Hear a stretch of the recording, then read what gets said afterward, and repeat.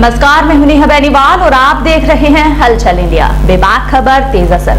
आइए शुरू करते हैं आज की खबरें। मुजफ्फरनगर में श्री श्याम परिवार सुखी परिवार द्वारा 24वां श्री श्याम वंदना फाल्गुन महोत्सव धूमधाम के साथ मनाया गया। श्री श्याम परिवार सुखी परिवार समिति मुजफ्फरनगर द्वारा 24वां श्री श्याम वंदना महोत्सव बड़ी धूमधाम के साथ मनाया गया। कीर्तन का शुभारंभ अशोक कंसल, पूर्व विधायक अरुण गर्ग, पेपर वाले अरविंद बंसल, मधुसूदन आदि ने विधिवत पूजा अर्चना करके किया। बाबा का अलौकिक श्रृंगार समिति के सदस्यों के द्वारा किया गया। बाबा को 56 भोग लगाया गया तथा भंडारे का प्रसाद वितरण किया गया। अब की बार समिति द्वारा दरबार भी खाटू धाम मंदिर के जैसा ही लगवाया गया था। शाम के समय से ही लोगों का आना शुरू हो गया था। संगीतमय अखंड ज्योति पाठ सुनने के लिए सभी लोग बेताब दिखाई दिए। अखंड ज्योति पाठ के समापन पर भी पंडाल में लोग अपनी जगह बनाए रखे। अखंड ज्योति पाठ में पांडव कुल अवतारी भीम के विवाह, बर्बरिक जन्म, 3 बाण प्राप्त करना, अपनी मां को हारे का साथ देने के वचन से लेकर भगवान कृष्ण के याचक बन शीश दान मांगने से लेकर बर्बरिक को अपना नाम श्याम देना व कलयुग में हारे का सहारा बनने के वरदान की लीला को नृत्य नाटिका के रूप में दर्शाया गया। भीम जी की शादी की लीला की प्रस्तुति में अरुण कुमार गर्ग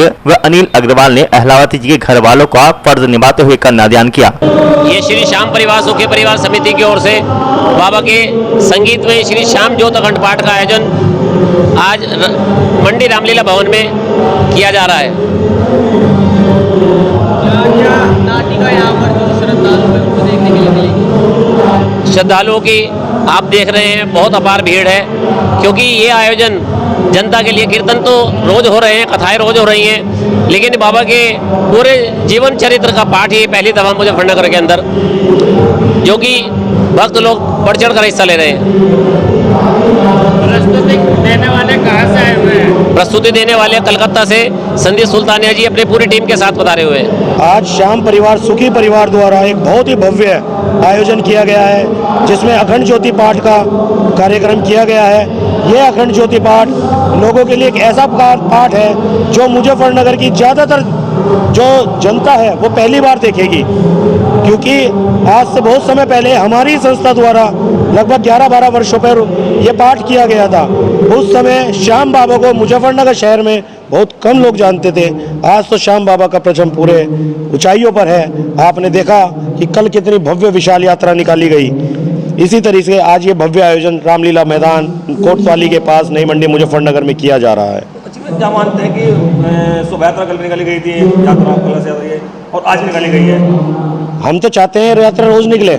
जितनी ज्यादा यात्रा निकलेगी उतने बाबा के ज्यादा प्रेमी होंगे।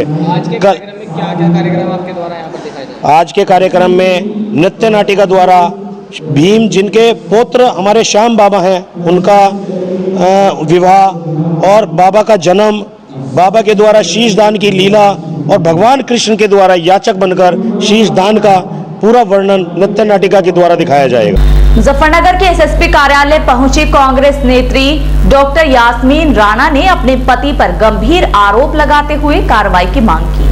लड़की हूँ लड़ सकती हूँ का सिंबल बनी कांग्रेस नेत्री पति के उत्पीड़न का शिकार हो गई। कांग्रेस नेत्री को उसके पति द्वारा रिश्तेदार को बेचने का आरोप लगाया गया है, जिसके बाद उसने पुलिस को सूचना देकर अपने आप को पति की कैद से मुक्त कराया। इस मामले को लेकर थाना सिविल लाइन में पति के खिलाफ तहरीर भी दी गई है। कांग्रेस नेत्री यास्मीन राणा को उसके पति ने 25 घंटे तक बंधक बनाए रखा। थाना सिविल लाइन पुलिस ने बामुश्किल घर का ताला तोड़कर बंधन मुक्त कराया। अब पीड़िता ने प्रदेश कांग्रेस प्रभारी प्रियंका गांधी से सारे मामले की शिकायत करने की बात कहते हुए पुलिस को तहरीर दी है। मुजफ्फरनगर की चरथावल विधानसभा सीट पर कांग्रेस के नारे लड़की हूँ लड़ सकती हूँ को परवान चढ़ाने की नीयत से चुनाव मैदान में उतरने वाली प्रत्याशी यास्मीन राणा ने अपने पति अरशद राणा पर गंभीर आरोप लगाए। थाना सिविल लाइन पुलिस से की गई शिकायत से सनसनी फैल गई है। महिला का पति चुनाव से पहले टिकट के लिए बसपा नेता पर 63 लाख रुपए हड़पने का आरोप लगा सुर्खियों में आ चुका है। उसके बाद वह चिकित्सक पत्नी की शिकायत के बाद अब स्वयं आरोपों के घेरे में फंस गया है। उस पर पत्नी ने भी 10 लाख रुपए हड़पने का आरोप लगाते हुए पुलिस से कार्रवाई की मांग की है।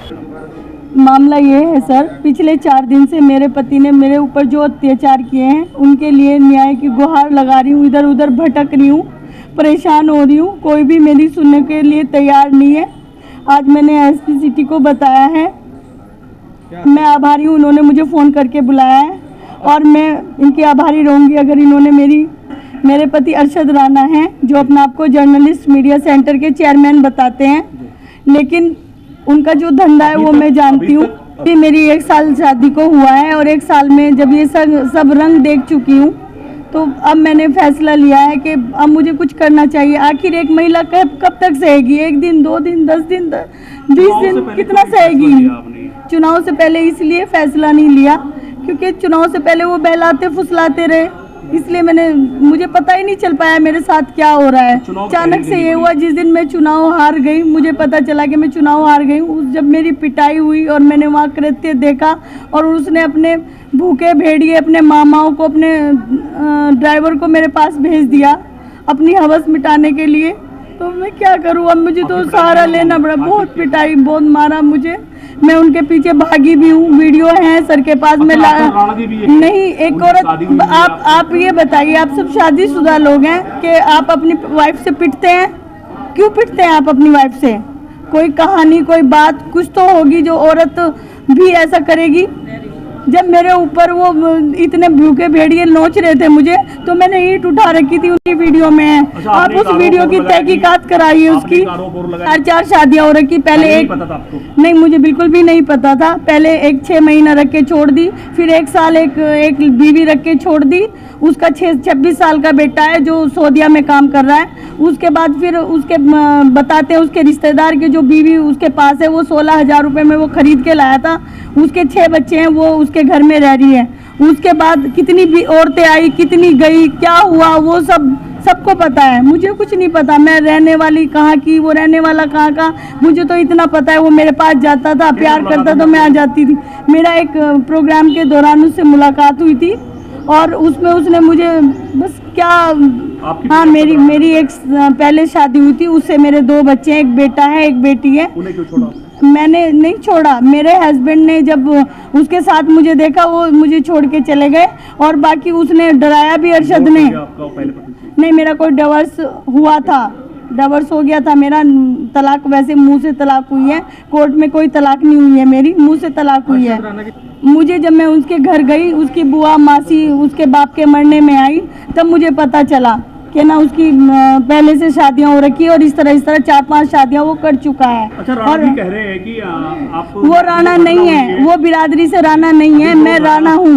पुराना फोटो है, उन्होंने उसे खुद ही लीड किया हुआ है। मैंने कोई व्हाट्सएप नहीं भेजा, मेरे पति से क्या, मेरे घर वालों से मेरा संबंध नहीं है। जिस दिन मैं उसके साथ गई थी, मेरा घर वालों ने, हस्बैंड ने, सबने मेरा बहिष्कार कर दिया है। वरना अगर मेरे पति के साथ या मेरे भाइयों के साथ या मेरे पापा के साथ मेरे संबंध होते तो सब मेरे पीछे खड़ी होती। आज चुनाव में हारी हूँ, उसका देह व्यापार का धंधा है जो मुझे पता चला है। जो समीर लड़का है वो लड़कियां सप्लाई का ही उसका काम है, वो लड़कियां सप्लाई से करता है।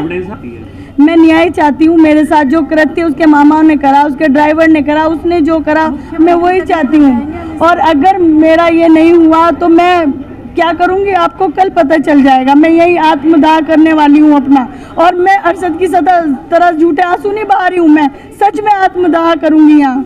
और अगर मेरी सुनवाई नहीं हुई तो मैं यही करने वाली हूँ। बाकी करते लोग बता देंगे।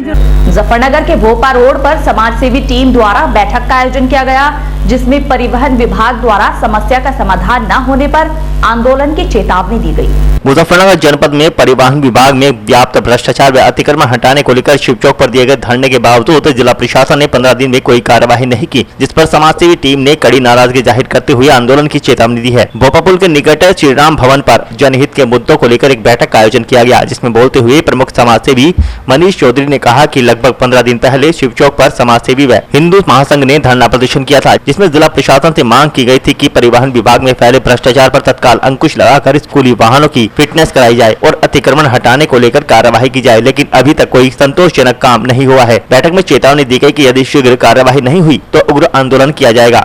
देखिए मान्यवर, आज श्री राम भवन पर एक मीटिंग आहूत की गई है, क्योंकि आप देखते हैं कि हमारा पिछले 23 तारीख को एक धरना दिया गया था, जो कि स्कूल प्रबंधक के खिलाफ कार्रवाई की मांग को लेकर के, और जो मृत बच्चे हुए थे और जो घायल बच्चे हुए थे उनके मुआवजे को लेकर एक धरना जो शिव चौक पर किया गया था।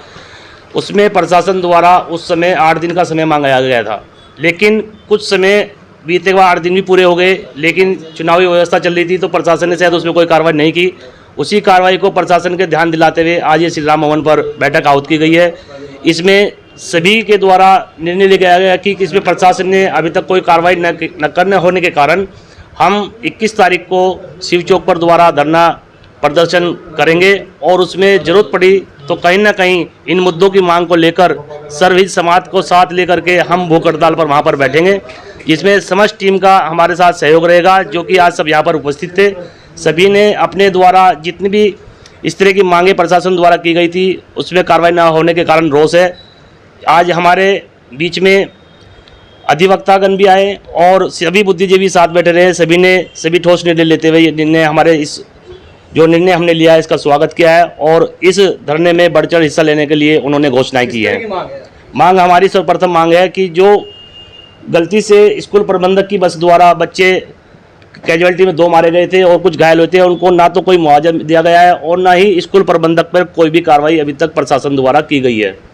तो हमारी मांग यही है कि प्रशासन या तो तुरंत उन पर कार्रवाई करे, नहीं तो हमारा धरना प्रदर्शन जो हमारे मन में है 21 तारीख से वहाँ पर बैठेंगे और जरूरत पड़ी तो हम भूख हड़ताल 5 दिन की वहाँ पर करेंगे और सब को साथ लेकर, क्योंकि इसमें हमारे मृत बच्चे और जितने घायल बच्चे परिवार है उनकी भी सहायता इसमें ली जाएगी। मुजफ्फरनगर के गांव सिकंदरपुर के युवाओं ने एसएसपी अभिषेक यादव से प्रेरणा लेकर गांव में बच्चों के लिए निःशुल्क लाइब्रेरी व फ्री वाईफाई की सुविधा उपलब्ध कराई।